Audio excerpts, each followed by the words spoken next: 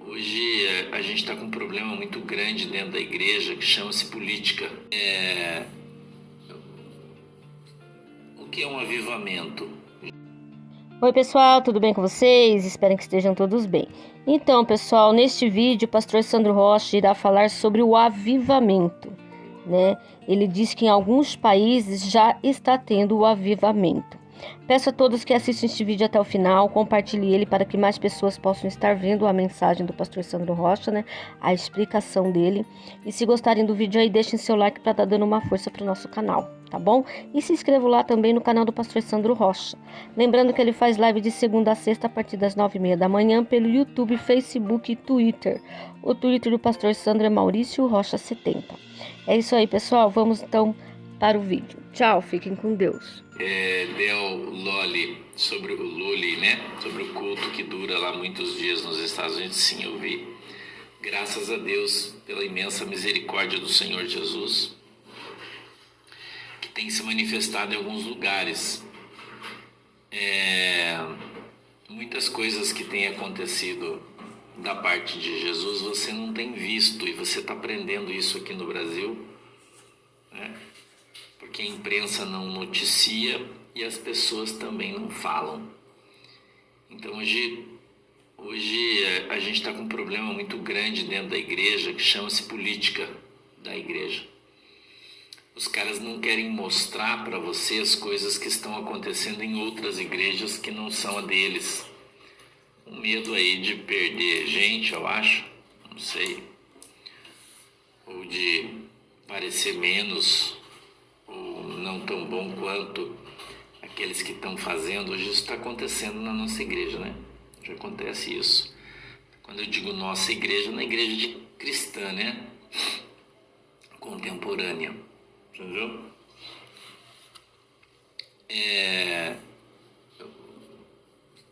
O que é um avivamento, gente?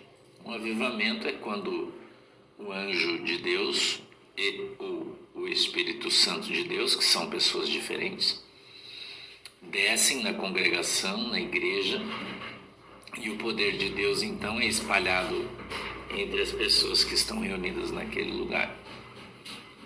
E a graça de Deus se manifesta através da manifestação dos dons do Espírito Santo de Deus. Isso é o avivamento. E o avivamento ele tem descido em muitos lugares aqui, você não sabe. Você não sabe. Eu vou falar para você dois países, por exemplo, poderia dizer 3, onde o avivamento de Deus tem vindo de uma maneira extraordinária, mas você não sabe. Eu poderia dizer China. Você vai dizer, nossa, o pastor está louco, não acordou ainda, está sonhando. China é um lugar onde o poder de Deus tem se manifestado, porque na China as igrejas são igrejas subterrâneas. A China está destruindo igrejas com gente dentro, inclusive com tratores. A China é o maior país cristão do mundo, já passou o Brasil faz tempo, né? O maior país cristão do mundo é a China, você nem sabe disso porque ninguém te fala, né?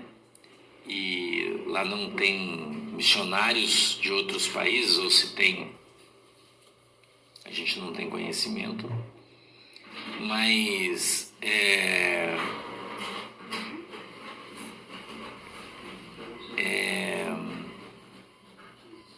e é através do próprio Espírito Santo, porque quem faz a obra de Deus é Deus. Quem faz a obra de Deus é Deus.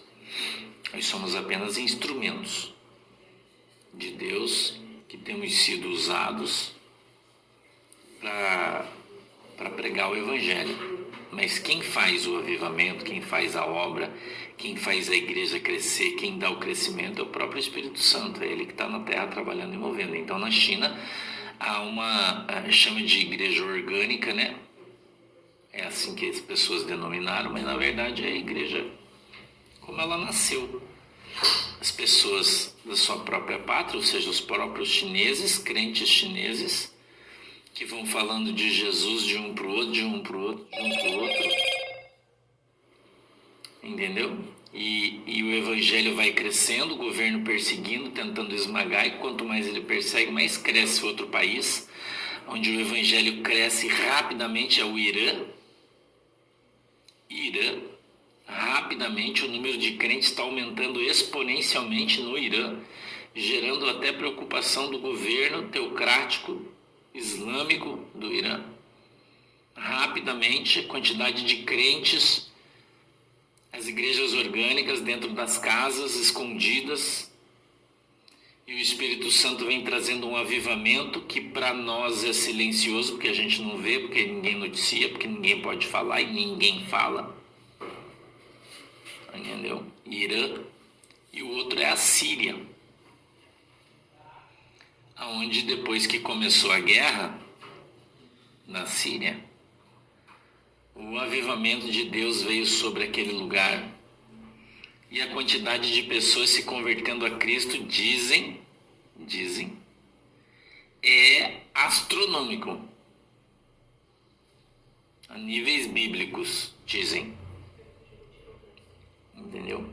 Aí na Síria tem liberdade já, né? Já tem liberdade, porque o Bashar al-Assad, né, que é o presidente da Síria, nunca teve problema com o cristianismo, muito pelo contrário. Só que o cristianismo que funcionava na Síria era o cristão copta, que é o mesmo que está no Egito e que está naqueles lugares ali. É o cristão raiz, né? O copta é católico, a igreja católica, né? Mas é uma perna da igreja católica, não é romanista, né? Eles não tem santos e tal, eles são diferentes, mas eles são ali uma divisão da igreja católica, é cristão copta, que esteve presente sempre na Síria. Mas na Síria, na área que era dominada pelo Islã, o cristianismo proibido. Então a Síria ela era dividida em partes, né? Tinha a parte liberada e a parte não liberada. Então a guerra trouxe essas pessoas dessas regiões que foram devastadas, onde não eram liberadas a pregação do evangelho e o evangelismo, a conversão, e principalmente as pessoas que saíram do país, né? Eu sei de uma história, por exemplo, na Suíça. A Suíça, eu ouvi esse testemunho de um pastor que abriu uma igreja e ficou quase 3 anos lá com 2 pessoas numa igreja de garagem, mas era uma igreja. E Deus falando para ele, mantenha aberto, ele com 2 pessoas, e ele ficou com 2 pessoas quase 2 anos, e quando chegou, explodiu a guerra, os caras vazaram, né, os refugiados, e um grupo de pessoas sírios, né, sírias, que foram para aquele lugar, encontraram a igreja e ali se converteram, né? Aceitaram a Jesus ali, porque eles já eram cristãos, já tinham no seu coração, mas no seu país, se eles declarassem que eram cristãos, eles iam morrer. Então ali agora, fugidos, né? Eles puderam se declarar cristãos, e parece que num dia só ele batizou mais de 70 pessoas, 60, não lembro bem, porque eu li isso em algum lugar, mas eu não lembro aonde. Faz tempo, quando começou a guerra, faz muitos anos já, né? E a igreja do cara de 2 foi para, multiplicou aí para quase 100 pessoas, somente com o pessoal da Síria refugiado. Então, você que acha que o Espírito Santo não está fazendo a obra, que o avivamento de Deus não está correndo o mundo, é porque você não tem conhecimento do Evangelho. Se você tivesse conhecimento, você sabia que Deus não depende de mim nem de você para fazer a obra dele. Entendeu? E que a obra de Deus tem sido feita, que as pessoas têm se convertido aos milhares, porque nós está próxima a vinda do Senhor Jesus Cristo. Enquanto tem muita gente aqui no Brasil, né, dormindo, a grande maioria do povo brasileiro cristão dorme, reclama, né, chora, fica correndo atrás de prosperidade, desses pastor aí grandão, né, correndo atrás de dinheiro, correndo atrás das coisas pelo mundo. Os crentes estão correndo atrás da sua salvação, no meio da guerra, do caos, né? E eu vou dizer mais uma coisa para você: essa guerra aqui está vindo, porque ela ainda não chegou, ela está vindo na Europa, né? Através da Rússia e da Ucrânia, ela está vindo. Ela vai quebrar ali dogmas, paradigmas políticos lá, e vai abrir a porta para a entrada do Evangelho de novo na Europa. Escute o que eu estou te falando. Então, através da guerra, né, Deus quebra o sistema político opressor que impede a igreja de se mover, vamos colocar dessa maneira. E quando isso é quebrado, todas as estruturas sociais da sociedade são quebradas através da guerra. O que prevalece são os homens e mulheres avivados que Deus levanta do meio dos escombros para começar a pregar o evangelho. Entendeu? E aí o reino expande. O reino de Deus é igual vidro, né? Quando ele está mole, frio, ele é duro, mas quando ele aquece, ele fica mole, basta um assopro e ele expande. Já é o reino de Deus. Você acha que está morto? Tem um avivamento nos Estados Unidos, os caras estão lá 7 dias, irmão. Você não viu o que está acontecendo na Síria? Você não viu o que está acontecendo no Irã? Você não viu o que está acontecendo na China? É algo extraordinário, entendeu? Deus está fazendo a obra. Eu acho lindo o avivamento, né? Como está acontecendo lá nos Estados Unidos, 10 dias de culto sem parar, Deus derramando, mas lá só está cheio de crente lá, irmão. Entendeu? Aqui no Brasil teve um negócio desse que os caras fizeram não sei quantos dias de culto seguido, oração numa igreja, era uma glória, mas é só os crentes. Isso é ruim? Não, é bom. Não é bom os crentes se reunirem, dar uns glória. Entendeu? É bênção, claro que é bênção. Não é uma crítica que eu estou fazendo, entendeu? Só estou te explicando que o reino de Deus é diferente disso, que as pessoas pensam. Muita gente pensa, né, que um monte de crente dentro de uma igreja dando glória, rolando, chorando é o avivamento de Deus, mas não é. Entendeu? Olha, Mari França, o que eu digo a respeito do avivamento dentro do Brasil, ele no momento adequado ele vai acontecer. Agora, Deus falou que primeiro ele ia limpar a igreja. A noiva de Cristo jamais será a noiva de Cristo tendo um relacionamento com Satanás. Isso aí você precisa entender isso aí. E hoje, a noiva de Cristo tem um relacionamento claro com Satanás. Eu fui acusado, por exemplo, por esses caras da BBC News falando que eu sou um radical, né? Cristão de direita, que eu prego a desarmonia. Quando eu falo, por exemplo, que a Igreja Universal já fez um acordo com o governo, já está orando pelo governo, já está fazendo isso. Então, como é que vai haver um avivamento na Igreja Universal se eles apoiam alguém que, na situação que a gente vive no nosso país? Né? O Silas Malafaia, que já está aí conversando, fazendo acordo, Assembleia de Deus da Missão, que o presidente já fez acordo, bancada evangélica na igreja, das grandes igrejas que já fez acordo com o governo, vai apoiar, vamos ajudar, vamos orar. Como assim? Como Deus pode trazer um avivamento sobre as igrejas se as igrejas têm um caso fortuito com Satanás? Né? Então é meio incoerente você falar de avivamento quando não há limpeza, quando não há liberdade, né? Então,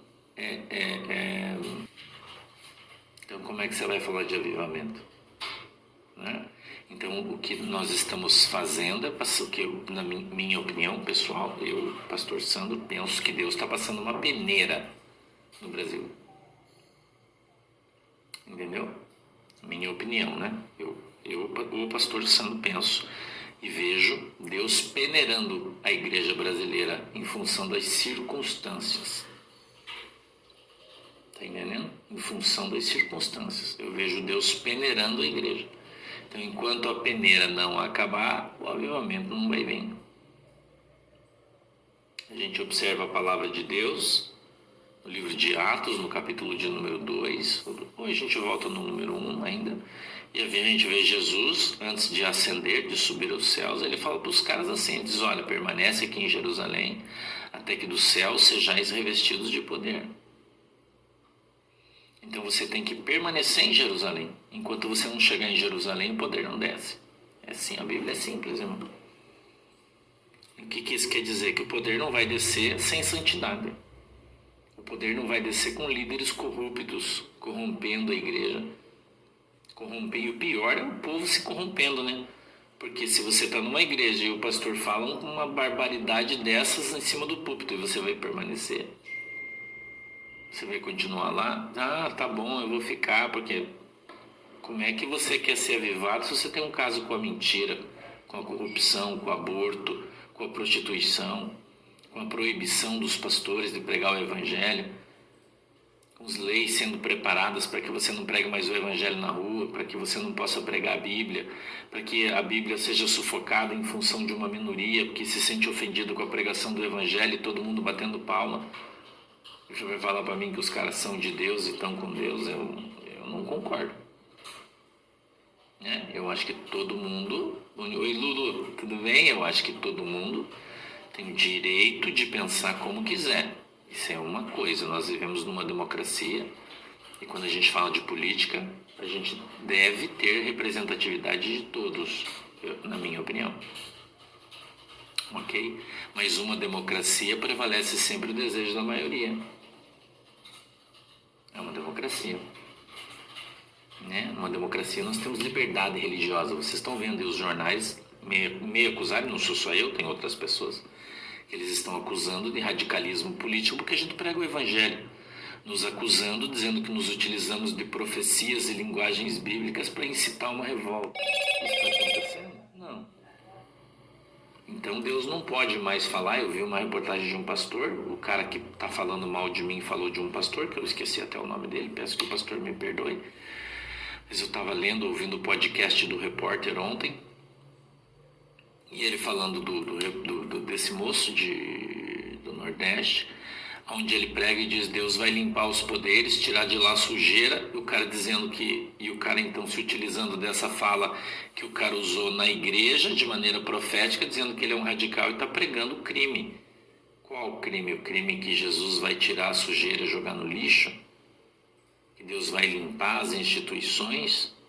Eu não posso falar isso. Se Deus mandar eu falar, eu não posso falar porque eu estou pregando um crime, porque eu sou um radical extremista religioso.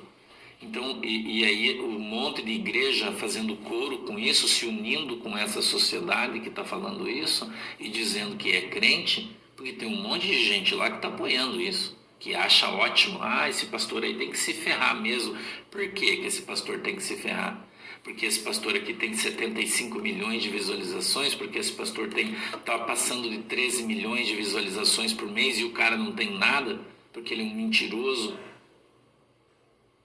Então vamos destruir ele. Esse é o Brasil hoje. O Brasil hoje está assim. E eu não estou falando só de mim, eu estou falando de outros pastores que estão no YouTube, que romperam com as quatro paredes. Não é? Então o que nós estamos fazendo? Nós estamos fazendo o ID de Jesus Cristo. Nós estamos aqui no YouTube pregando o Evangelho. A gente está fazendo aqui um culto de ensino, estamos com 1.300, 2.000, 14.000, 15.000 pessoas. A gente está aqui talvez um pouco mais de gente. Aí o cara abre uma live e está com 300 pessoas, um pastor grandão aí. E aí o cara se une com a sociedade, com o mundo, para bater em mim porque eu sou um radical. Por quê, irmão? Porque eu estou falando a verdade, porque eu estou pregando o evangelho, porque eu estou falando que o cara é um filho de Satanás porque ele é mentiroso, porque eu estou falando que o cara está roubando você, porque eu estou falando para você abrir o teu olho, porque Jesus vai voltar e se você tiver com um cara desse você vai para o inferno. E aí ele fica preocupado porque ele está perdendo os seus dízimos e aí ele começa a bater em mim. E para isso ele levanta a imprensa e a imprensa vem bater na igreja, vem bater no profeta. A imprensa vem bater no profeta, vem bater no meu direito constitucional de expressar a minha fé, da minha liberdade de expressão. Então os caras se juntam com o diabo por causa do seu interesse financeiro. Deus, você vai falar para mim que vai acontecer um avivamento no Brasil se os maiores pastores, os caras que têm as maiores igrejas, eu não sei se você percebeu, por exemplo, na reportagem do cara, o cara disse: esses caras que estão no YouTube não tem nem igrejas físicas. Você percebeu a conversa do cara? Quando ele entrevistou um professor da PUC, o cara disse: os caras não tem nem igreja física, estão só no YouTube. Quem é que está trazendo essa conversa? Você acha que é um repórter ímpio? É isso que você acha? Quem é que está preocupado com a igreja física, irmão? E está começando a querer bater para derrubar a igreja virtual que está na internet?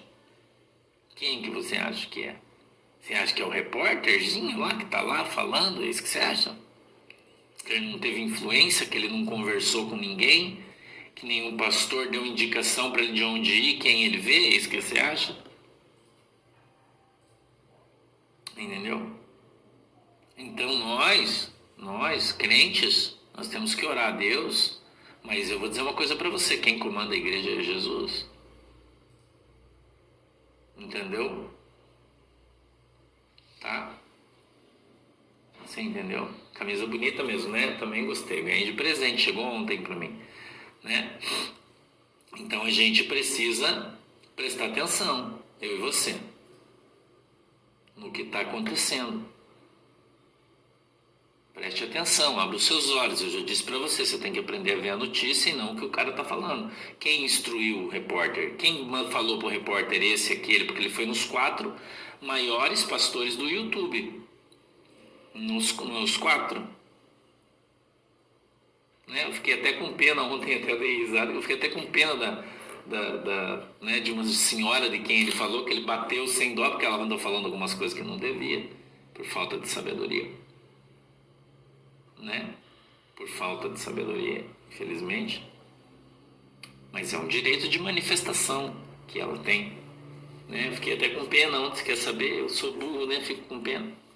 O cara incitando o YouTube para derrubar os canais, dizendo, você não mandou uma... Ele falou no seu podcast, né? Dizendo sobre uma pastora aí que perdeu o seu canal e agora usa o canal dos seus filhos, e ele foi lá no YouTube e disse, sim, mas ela falava lá, agora está falando aqui, vocês não vão fazer nada, o cara está incitando. Né? Eu com os meus advogados, nós vamos acionar ele na justiça, e qualquer prejuízo que nós tenhamos no YouTube ou qualquer lugar, em função da incitação dele, nós vamos cobrar dele na justiça. Entendeu? E ele vai ter que pagar, e não é pouco. Porque ele está incitando a derrubar os canais, mas o que os canais estão fazendo? Pregando o evangelho. E quem está apoiando ele? Pastores de igrejas físicas. Então, quando ele traz um sociólogo da PUC e o cara diz assim, porque esses pastores, a grande maioria, como ele falou de mim até, né? Porque ele pegou uma imagem do Google de 12 anos atrás, quando eu vim para Guaratuba e eu aluguei um barracão numa ruazinha de chão que não tinha asfalto, não tinha nada, um lugar velho, feio, que quando eu entrei eu reformei todo, arrumamos, ficou bonito. Mas tudo bem, não tem problema. Não estou aqui me justificando, né? Entendeu? Não estou aqui me justificando, estou apenas te explicando, né? Dizendo assim, um cara que mora lá sem eira nem beira, numa favela, que não tem não tem influência, não tem representatividade física nenhuma, e você conversa de ímpio, irmão? Eu pergunto para você.